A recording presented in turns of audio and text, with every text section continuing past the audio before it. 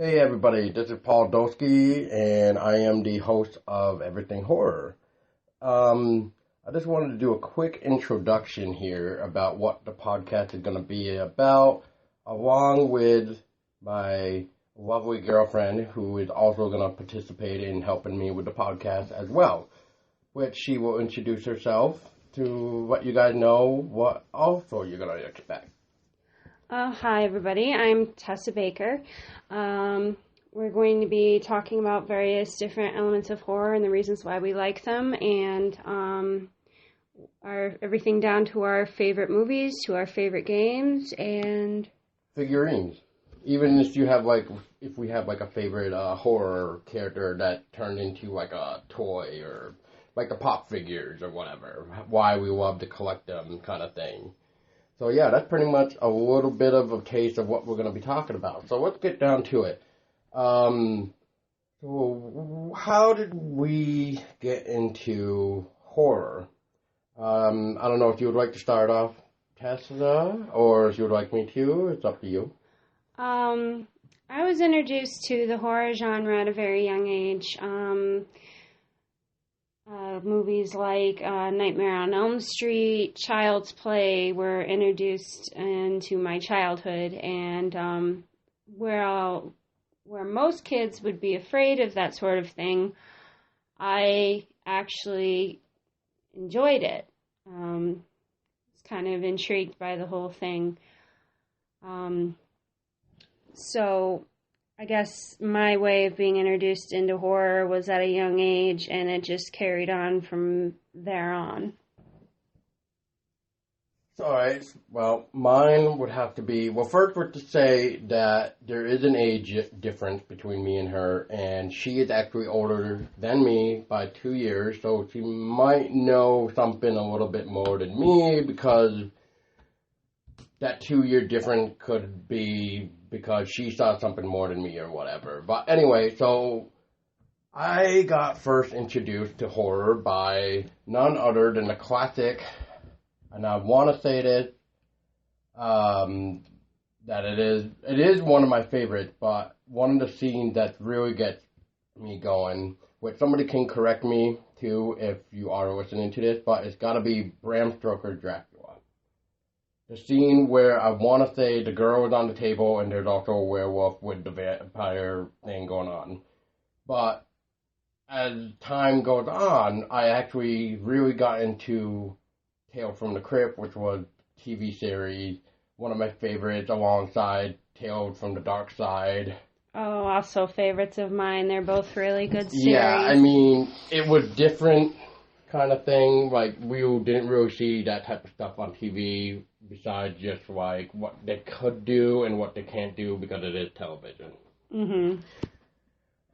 But yeah, as time went on, I got into pretty much like what Tessa was saying, but Nightmare, Jason, Child Play, Halloween, John Carpenter's Halloween, which I know one of these times we'll just do an episode based off of our favorite shows or movies. And yeah, we'll go from there. Yeah, and Stephen King's films are really good too, like It and Pet Sematary 1 and 2. Those weren't bad. Those are good classic ones, and we can't forget The Shining. Rose Red and The Shining. Rose Red and The Shining, yeah, they're really good ones. I know Shining isn't Stephen King, but you get the point of what we're trying to say, I hope. Let's see. What are some of our favorite films, I guess, or... Well, before we go into the favorites, I guess, let's talk about games. I honestly don't even remember my first horror game, to be honest. Oh boy. Do you even remember what your first horror game was? I would have to say that mine were the Resident Evils, actually. Oh, yeah. I don't know if that was my first, though. Yeah, Resident Evils were definitely my first experience of the horror genre in video gaming.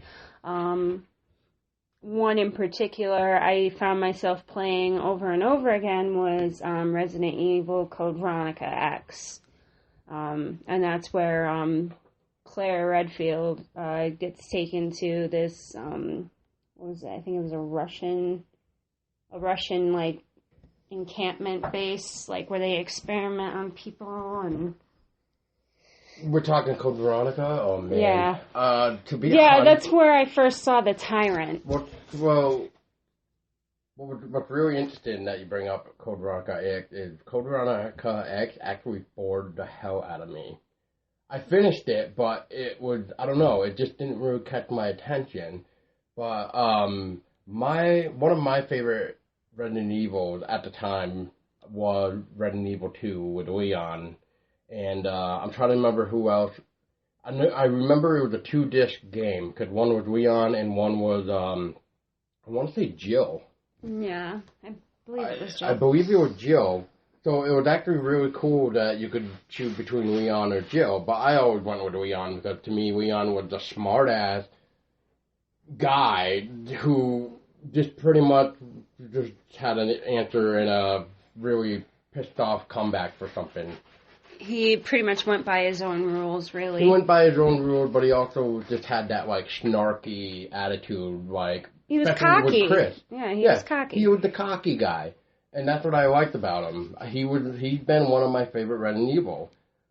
Silent Hill was also another one that I really enjoyed. I haven't gotten a chance to play through all of them, but I do remember that Silent Hill was definitely on my list of horror video games that I did experience.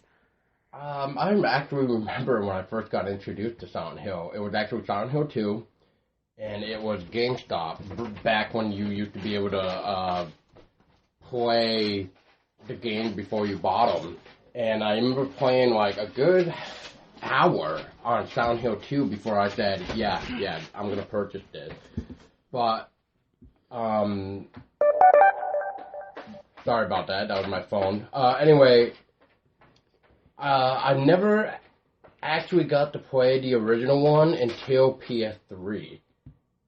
Right when PlayStation decided that they were going to bring it as a PlayStation 1 Classic onto the PSN store. From there, I know I'm going to probably get like harshed on this one, but I actually never played Silent Hill 3 until the remastered edition for PS3. So why would you get harshed on? I haven't even played through all of them. Well, because look how long Silent Hill 3 been, and Silent Hill 3, in my opinion, is so fucked up. Like, it is so disturbing, especially when you're in the hospital, and then out of nowhere, you just hear this phone ring, and the phone is inside the locker, and you get this creepy person on the other line saying, "Happy birthday to you." Because that's not creepy or anything. Yeah, that's not... Well, here's the creepy thing. Why is there a phone working in a locker, and yet, like, after the sequence, I don't even think the phone's in the locker anymore. It's just like, okay, like, what the fuck just happened? I did play a little bit. I never actually beat it, but I did play Silent Hill The Room. And,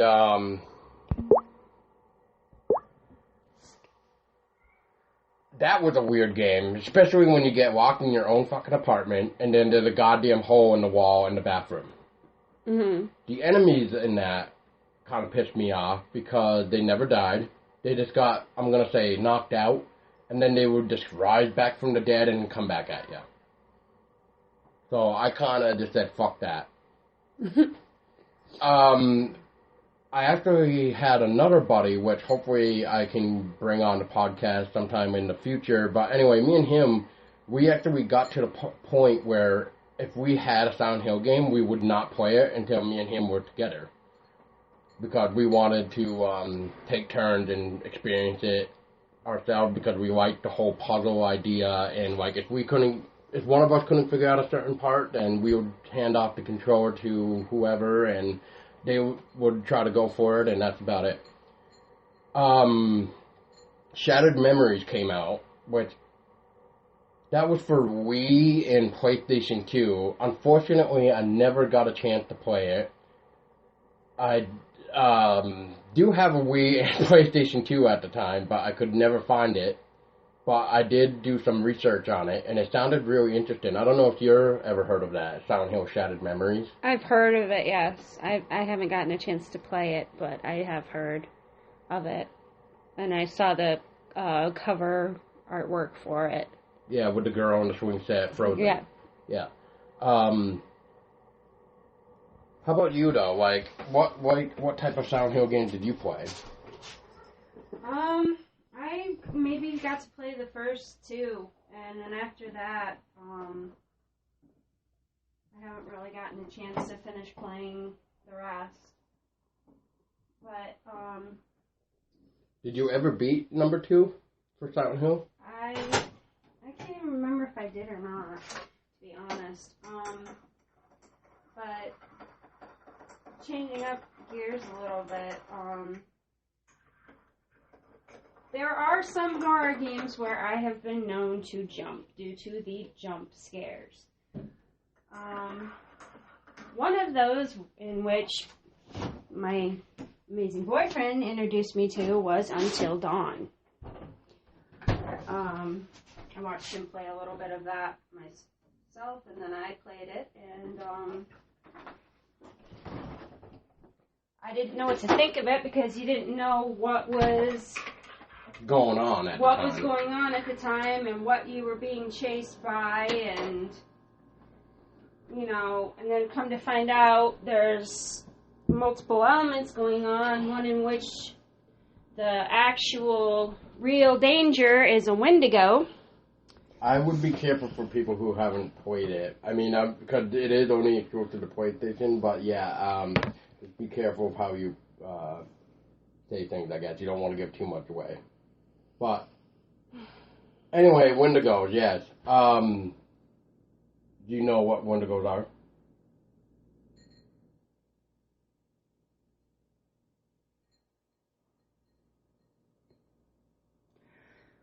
From what the game had portrayed them as, it were people that were once human that ingested human flesh and became these monsters by, like, some sort of,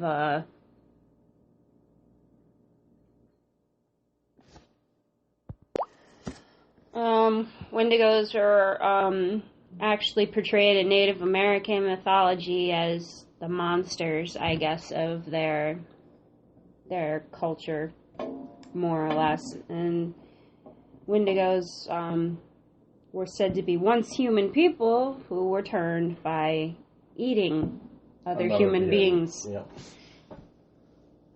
But on another note, I really haven't gotten into horror games as much as I'm into horror films. I'm actually starting to get more into horror genre video games. I actually find that I actually like playing them, but most of my experience comes from watching horror films.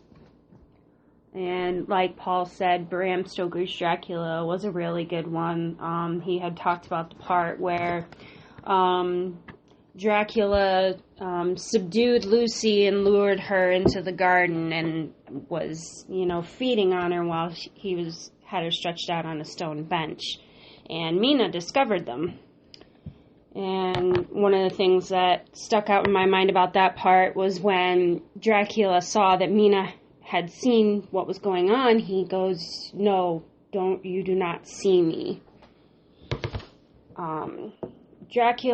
Bram Stoker's Dracula has always been a top favorite film of mine. I absolutely love it for various different elements.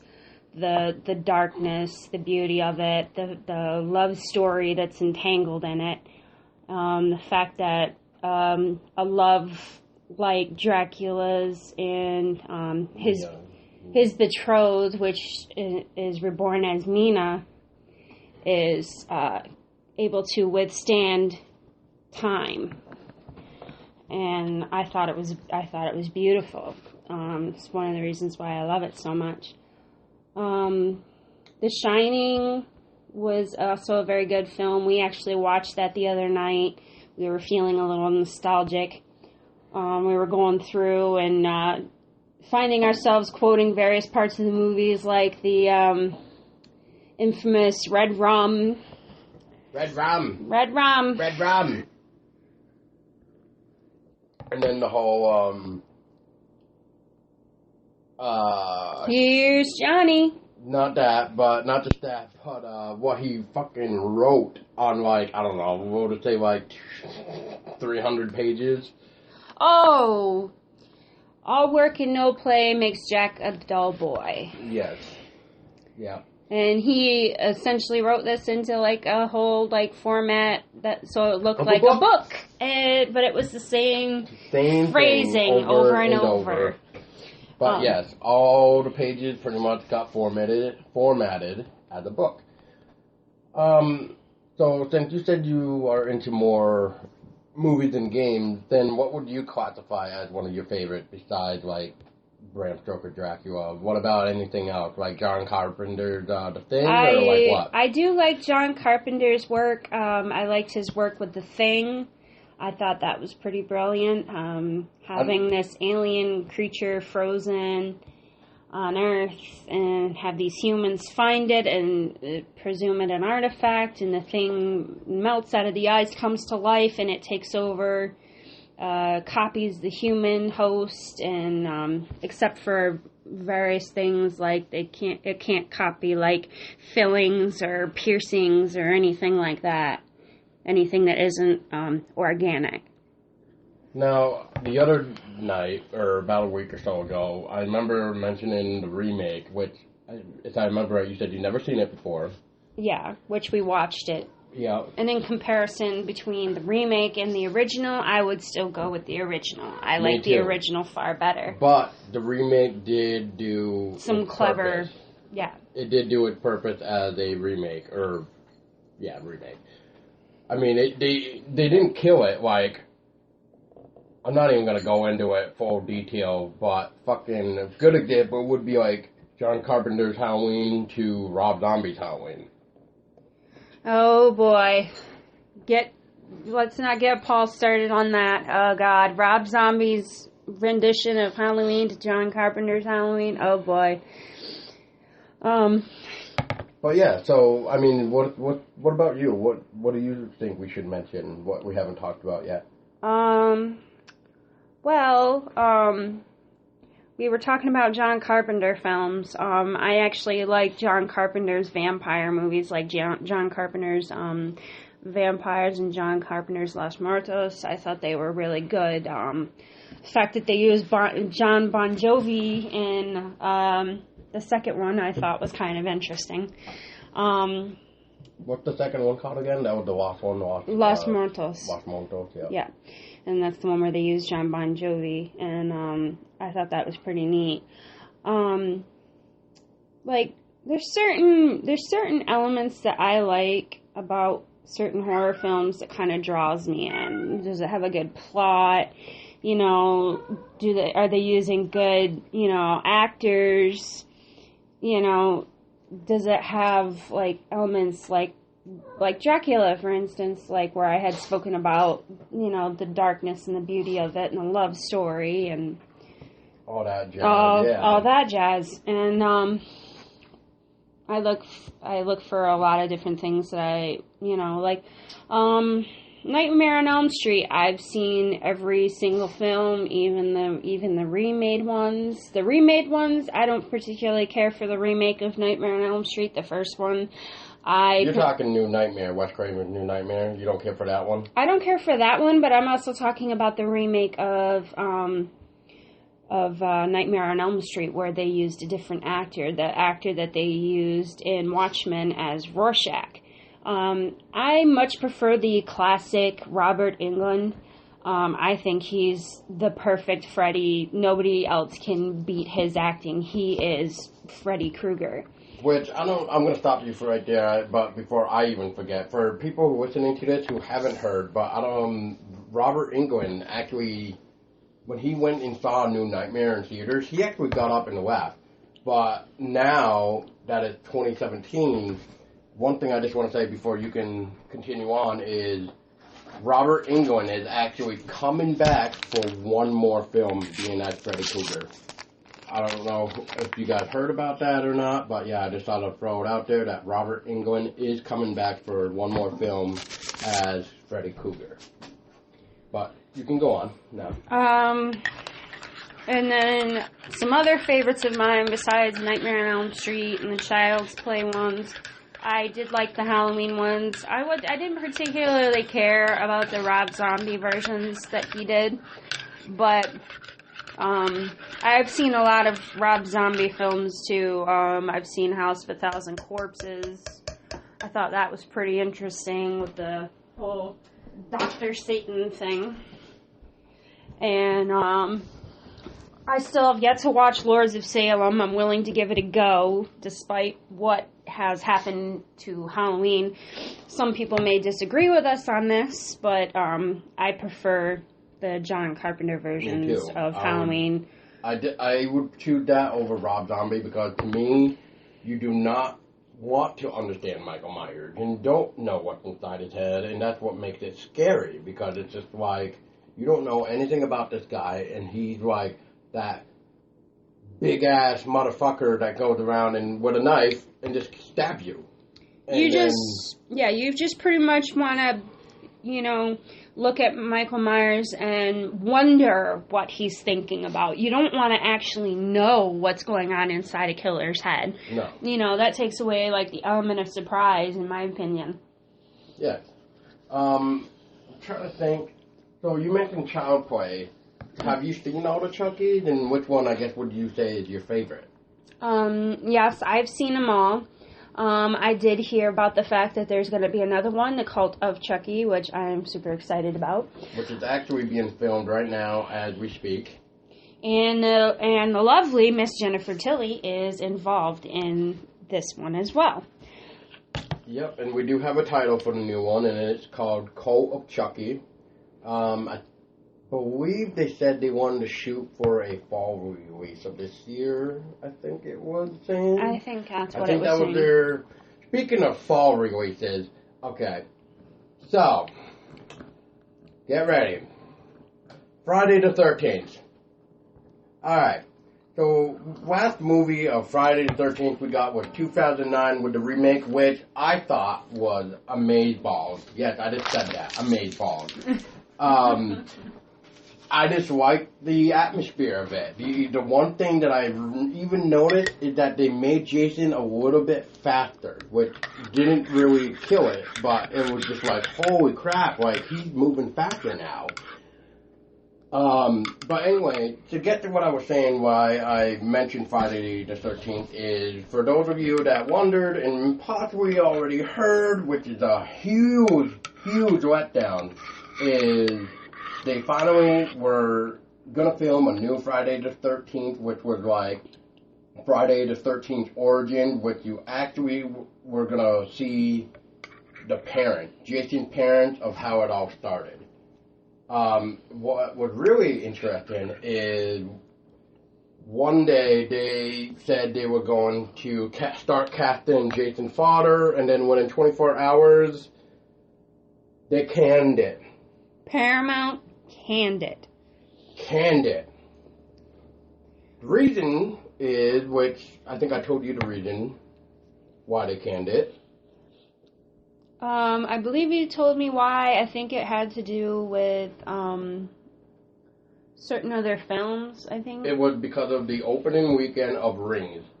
Because of Rings, with, Rings, what's your face coming out of you from the freaking Samara TV. Coming out of the television at you after you watch the videotape and you have 7 days. You die, blah, blah, you blah. die, yeah, blah, blah, anyway, so because of how bad Rings did in opening weekend, they decided to can Friday the 13th Origins and possibly World War Z 2, which, from what I hear now, it's actually not technically canned because I guess they might have found somebody else to take World War II. Or World War Z 2, my bad. So if somebody... But for our fellow Jason Voorhees fanatics like my boyfriend, this is a huge letdown. The film has been stopped in its tracks. Who knows now when we're going to see another Friday the 13th? Yes, I know a lot of people say it needs to stay dead, but with the way they were going to go with this new one, I think it had potential. But they didn't really do an origin story for Jason Voorhees, but like we had watched earlier, Texas Chainsaw Massacre, the beginning, did an origin story for Leatherface, showing us how Leatherface came to be. Showed us his mother, how he was conceived inside the slaughterhouse. How he was abandoned, how he became like this sadistic maniac, all this stuff. All of these elements, and they did a movie for Leatherface. And, I was actually excited about the fact that they were going to do a film of origins for Jason Voorhees, because he is another one that I like. Which, I'm going to have to now look this up, though, but I do remember, I want to say it was 2014, 2015, when I believe I heard talk about another Texas Chainsaw, but it wasn't going to be called Texas Chainsaw. It was going to just be called Leatherface. Did you hear anything about that? I think I did hear a little bit something about that through the grapevine, but I would probably look it up to confirm it. Well, the reason why I'm saying Leatherface is because I want to say, and here we go with video games again, The Evil Within. Everybody, I don't know about you guys, but that should have been the next Resident Evil after Resident Evil 4. That was just pure awesome. I love Shinji Mikami's work.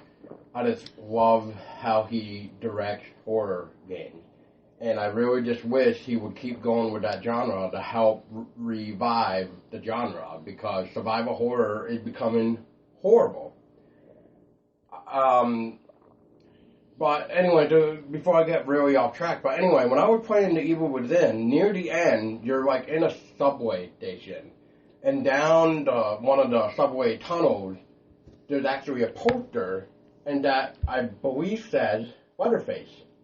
It's an actual real poster because, there's actually news about a real movie called Leatherface, which I thought that was kind of ironic. Speaking of survival horror and all that jazz, we just got that new Resident Evil 7 Biohazard that completely went on a new turn of Resident Evil franchise. It went from third person to first person. I know you just recently beat it, Tessa, and I just recently beat it a couple times, especially on Madhouse, but what is your opinion on Resident Evil 7? I think that they changed it dramatically from the traditional Resident Evil. There were some elements about it that I did like, but there were other elements that I didn't particularly care for. I didn't like the fact that how slow they made it for you to reload your gun, and how much faster they made the bosses. They didn't really give you enough time to reload in certain instances. Another thing I didn't like was the fact that how they changed Chris Redfield's character. That was probably one of my biggest peeves, was the traditional Chris Redfield that we're used to seeing in examples like Resident Evil 5 and Resident Evil 6. He was the same person. He was the same character. You get into Resident Evil 7, they completely changed him over, facially reconstructed his entire character. It's not even the same. So that kind of threw me off. The only indication that it was Chris Redfield was when they said his name. And then I was just like, wow. But we don't really know for sure if it's really Chris Redfield, though. For all we know, they just said Redfield to kind of be like, oh. But then they might, they might call him, Mike Redfield instead of Chris or some shit, because, But we only know of the two Redfields, Chris and Claire Redfield, brother and sister. We don't know of, another Redfield, but I do understand where you're coming from, until we actually confirm it, I guess. But that would be my pet peeve if that were really the case and that were Chris. Now, without spoiling the ending, how did you think of the way they I think it was kind of clever how they did the bosses.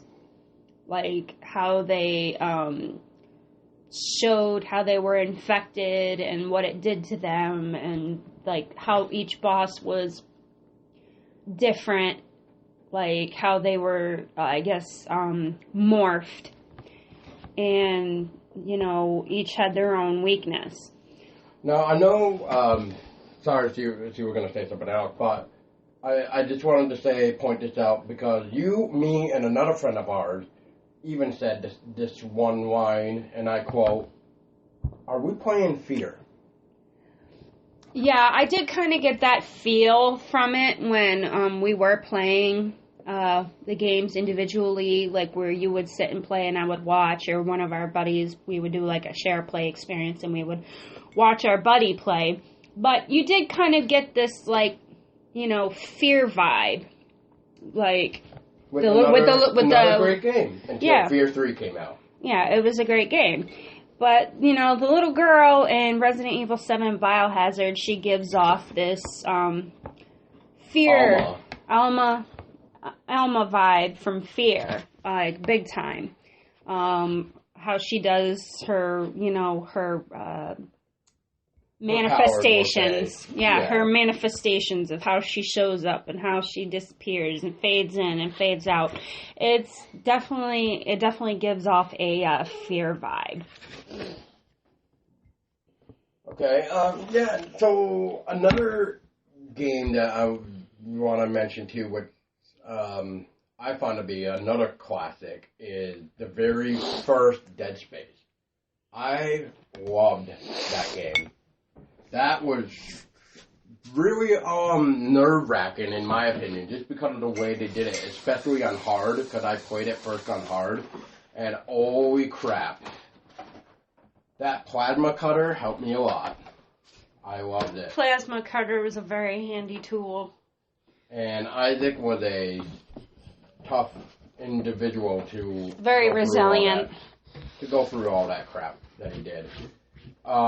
Dead Space 3, however, I personally enjoyed the fact that it was co-op, because not only was it co-op, but... Which you and I still need to play together, because I have yet to play Dead Space 3. Yes, but and you're going to understand what I'm about to say. You're going to be like, oh. But we'll have your fill on Dead Space 2, because I believe you played some too. But anyway, Dead Space 3. I like the fact that it was co-op, because you played as Isaac and your partner, which I'm having a brain fart on your partner's name right now, but I just like the fact that, like, on single player, you get these, what do I want to say, this weird time where your partner would, like, see something. And like a vision. More or less. See, that's the thing. I don't know if it's really a vision. It's almost like if he's really seeing it kind of thing. So maybe like a hallucination in a way. But, like, your partner will see it, and then I just like, hey, dude, are you okay? Like, what did you just see? There's nothing there kind of thing. And then what I really like about it is that the only way you know the story of these hallucinations with the partner is if you play with another person. If you play single player, you cannot access your partner's stories without another player. Mm-hmm. And I won't lie, but I remember playing as the partner with another friend for the first time, and I'm just like, dude. Like, and this is real life. This isn't even in the game, but I'm just like, dude, do you see this fucking shit? And my friend thinks I'm going crazy now because he doesn't see what I'm seeing. And I just remember, like, this fucking nutcracker staring at me. Like, this big-ass nutcracker. And I'm like, dude, you don't see this nutcracker facing me right now. And he's like, dude, no, you're on crack or something. Yeah. So I actually like Dead Space 3 with that. But it didn't do well, which I'm really sad about, because the DLC that they had for Dead Space 3 was awesome. They brought in this new moon creature that would have been probably the start of a powerful game if they were to have gone that route with the Moon Creature. Which, if you've never played Dead Space 3, you probably have to play the DLC as well.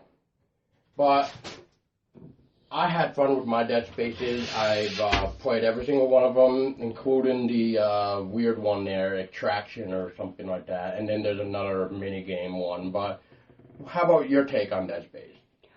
I'd have to say that probably my favorite Dead Space, like you said, was the first Dead Space. I liked Isaac's character. I thought he was very resilient with everything that he had to go through, all the monsters he had to face. The plasma cutter would probably have to be my favorite, tool, I guess you could say. I did play Dead Space 2 a little bit, but that was on PC. I wasn't able to get fully into it because the game servers kept crashing when I was trying to play it. Which is an unfortunate thing that sometimes does happen when we are playing a video game, whether on PC or on system, there is a system crash or like an error or whatever. Anyways, but I do have to agree with Paul. The first Dead Space was good. It was by far the best Dead Space out of all of them that I've been able to play. I'm actually looking forward to actually playing the other two fully, all the way through. I have quite a few horror games on my list that I have yet to play or to finish that I really need to get done. What are they? Well, I'm working on my second playthrough of Resident Evil 7 Biohazard because I'm working on trying to get the collectibles and the Mr. Everywhere bobblehead thingies. I'm also considering doing a stream on Twitch for a friend of ours who also started streaming some of hers last night, and she ran into some hiccups and needed some help, so I told her that I would probably stream some for her on Twitch. So she Wait, can... by the way, if you're listening to this and you know who we're talking about, Bree. Anyway, yeah, this is for you. Yeah. Bree is, she's an amazing female gamer. She's a great friend. Very great streamer. I like how she interacts with her community. She's very interactive with, her community, as Paul says. If you guys get a chance, I would go on Twitch and look up Bree, BRI 43K. So BRI 43K. And I promise you, she will stream just about anything, actually. She loves Outlast, though, which we'll get to in a minute. But, yeah, I would recommend her. Another great friend of ours is Sky High Gaming 28, which... He does a mix of everything as well, but he's more into, Tom Clancy's Rainbow Six. He does more of, first-person shooters. She's not really... He is not really... really big into horror gaming, but until I came into his friendship, where I started suggesting, oh, hey, dude, like 7 Days to Die, for instance. 7 Days to Die, which we're on, day 59, and I'm still surprised we're still alive, even. But no, I actually, since we'd already talked about it, but Until Dawn, I actually suggested that game to him, and I remember watching him stream it, and at the end of the day, when he finally beat the game, he actually messaged me, and he goes, dude, I'm so glad you suggested this game. This game was amazing, and I had to agree. I don't know how much anybody's familiar with that game, but that game has gone to hell and back for 10 years now. That game had been changed so much. I don't know if you actually know this, Tessa, but did you know that Until Dawn was originally supposed to be for PlayStation Move on the PS3 and first person? No, I did not know that. Yep. So what you actually saw now is the redone version, as you can see It's now. a revision of it. Yeah, which, wow. Yeah, I was pretty impressed with the graphics and the playthrough myself. And the therapist, oh my god, I loved him. I actually really enjoyed it, and the elements of the game were on point, right down to the jump scares. You did have timing commands to where you had so much time to do something, and you had to hit the right. You had to like mash the buttons correctly, and if you didn't do it just right, you would die, or events would be altered. The game is based on you can either kill everybody off or you can save them. Yeah. It's really your story, or I should say your cinema, because it almost acts like a TV show or a movie, depending on how you look at it. I think when I did my playthrough, I think that I saved everybody but 2 people, I believe. Do you remember who you did not save? I believe I didn't save,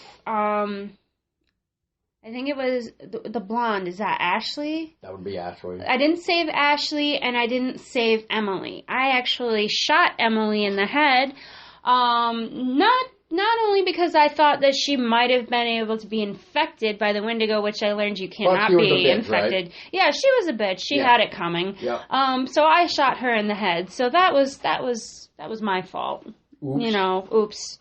But Ashley, that was more of an accident. I didn't do my mashup buttons and my timing. Pretty much like what you were saying. Yeah, and the events were altered, and she died. I wasn't able to get to her in time. So you're thinking if you actually mashed all the buttons correctly, you think you would have gotten there in time? I think there probably would have been like a 50-50 chance I could have saved her. Now, when you were going for Ashley, did you do the shortcuts or the long way? What were you doing? What would your, I was doing the shortcuts, but where I screwed up was I was supposed to jump on a rock to jump across the creek or the river or whatever, and I actually missed the rock and fell into the river, and that was my mistake. That's where the events got altered, because I made that one fatal mistake that cost Ashley her life. Which happens in a video game. I do remember, I believe I actually saved Ashley, almost by a hair though, because I think I screwed up at one little part. Kind of I think when I was watching you screwed up because you fell into the water when you were doing the shortcut. Mm-hmm. I had something similar, but it was later on. It was like a jump or something, but I somehow still managed to save her in time. I honestly don't even remember who the hell got killed when I first played anymore, because I played that game so much. I love that game. Yeah, but Emily. Yeah. I killed her when I could. Yeah, she was a bitch. I was just waiting for her to either be killed off or to kill her myself. I was waiting for it. When I went to go for my 100%, I actually hated the fact I had to keep her alive. I actually hated it. Well, I haven't gotten that far yet. I'm probably going to pick up Until Dawn and do another playthrough pretty soon, see if I can save everybody. But Emily was one of those characters in Until Dawn that you love to hate her. She was... Yeah, it was definitely a love-hate relationship with her, but she had it coming, especially because of the shit Emily and Mike were even talking about to, what was his name? Josh, I think? Who was dating Emily at the time? Kind of like the part where Ashley was looking through the telescope, we're just going to say, because I can't think of the... They're like the little, binocular things. Yeah, we'll just say binoculars. And, Ashley stumbles upon Emily and Mike talking about their old relationship, blah, blah, blah, and then Josh comes in, scared Ashley, and then you have the choice to either tell Josh or have him look or something like that. I forget. But yeah, he gets pissed off when you have Josh take a look at the binoculars, and he sees Emily talking to Mike, or actually kissed Mike, for all that matters. Was it Josh or was it Mark? I forget the names, but anyways, yeah, you get the idea. But so who do you feel bad for, I guess? Since we're talking about Until Dawn, let's go into that a little bit. So who did you actually feel bad for? I actually felt bad that I didn't save Ashley. That was like my big thing, was because, yeah, she was a little annoying and stuff, and, she acted like a horny little schoolgirl or whatever, but I genuinely felt bad when, she died. But, another one that I liked, what about Chris? I actually, my favorite character of Until Dawn, that I'm glad I actually was able to save her, was Sam. Sam was my favorite. I enjoyed playing her. She was a great character. She also looks like an actress. I think her name was like Hayden Panettiere or something like that. Anyways, But you guys feel free to comment our mistakes of names or whatever. This is just like this is a rough podcast. Yeah, we're kind of diving into this one. We're experimenting because we want to try to do something different with hobbies. And this one, I like the idea of a podcast where you can mention something and hopefully agree with others or disagree. It's just fun. But is there anything else that really sparked an interest in the horror genre, whether it be video games, movies? Oh God, I could go on and on and on about horror genre movies. I could go on for hours about that. But so like I said with horror genre video games, I'm still experimenting. I haven't really played horror video games as much as I've obviously watched horror films, but I'm actually going to be getting into more horror games. Like one of the ones that you showed me I was kind of interested in trying was Layers of Fear. You mind talking a little bit about that and what you liked about it? I like the atmosphere of it. I like the atmosphere of it. The story was interesting, too, because I haven't played it in a while, so I can't really remember everything, but I want to say you're playing as the daughter, if I remember correctly, because the DLC, I think, portrayed as the son, I want to say. Portrays, yeah. You portrayed as the son, yes. But anyway, no, I just like the weirdness of it, like it was like eerie and ominous. It was a very ominous game. I just can't get over the amount of twists and turns in the game, along with the graphics. Like, I mean, I just remember walking down the hallway to like, you just opened up the door, walking down the hallway to a dead end, and then you turn around and it's like the whole goddamn house moved on you. It's like, what the hell? So it is indeed a game that plays tricks on your mind. Yes. As well as your eyes. Yes. And the puzzles in it are interesting. What you have to do to solve certain things. I did like the puzzles, which Silent Hill did a really good job with puzzles. I just remember replaying Silent Hill 2 just the beginning alone because it was just so fun with the puzzles, especially with the clock, the grandfather clock in Silent Hill 2. That was just fun. But what was I gonna say? Oh, Outlast. You were mentioning to me you started that, but you never finished it. Yeah, I started Outlast. I never finished it. That's another game that I'm probably going to. That's actually on my list of games that I'm going to play through and finish. I first time ever that I actually seen game playthrough of Outlast. I thought, holy shit! It's gory. From what I saw, there's a lot of blood. It's gory. There's jump scares. You can't, you have to hide, you can't kill your enemies. Yeah, you don't have a combat. You basically, there's no combat system. You have to run, you have to hide, and if they catch you, they kill you, game over. Which, do you know anything about the DLC called Whistleblower? Did you hear anything about that I one? heard about it, but I don't know a lot about it. I actually am going to research that. But I wouldn't research it. I would actually wait till you actually get done with the main game before you go into the DLC. Well, obviously I'm going to do that, but what I'm saying is I don't really know a lot about Whistleblower because, like I said, I haven't really gotten a chance to play through Outlast and beat it. But I do know that you do have to run and hide from your assailants. You can't fight them. There's no combat system. And I've seen people playing this game. They hide in lockers. They hide under beds. They hide wherever they can hide. Yeah, I played the main game and the DLC, and I know I'm not going to try to give away anything because you haven't played it yet, but I will say I loved Whistleblower.